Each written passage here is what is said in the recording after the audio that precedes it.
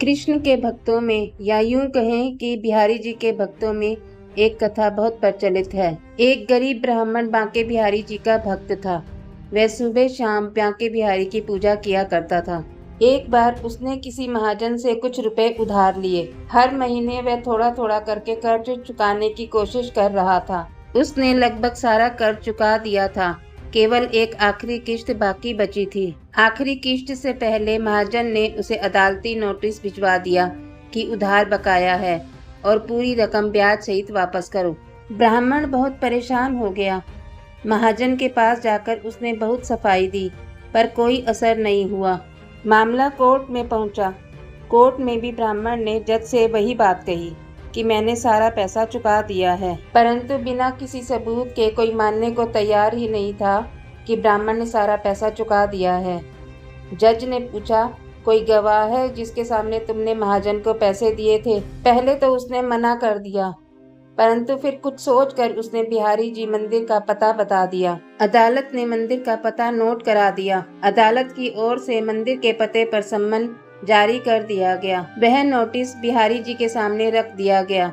बात आई गई हो गई। गवाही के दिन एक बूढ़ा आदमी जज के सामने गवाह के तौर पर पेश हुआ। उस बूढ़े आदमी ने कहा कि पैसे देते समय मैं साथ होता था और इस तारीख को रकम वापस की गई थी। बूढ़े आदमी की बात सुनकर महाजन हैरान रह गया।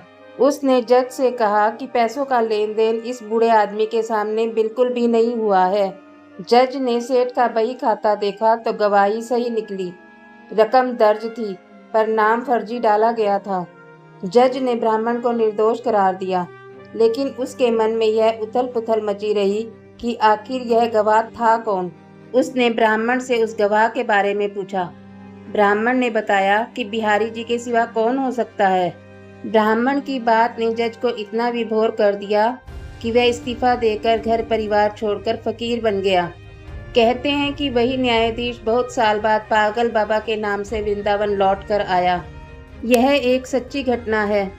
वृंदावन में आज भी एक मंदिर पागल बाबा के नाम से बहुत प्रसिद्ध है।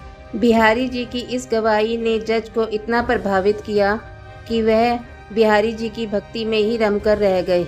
आपको हमारी ये कहानी कैसी लगी?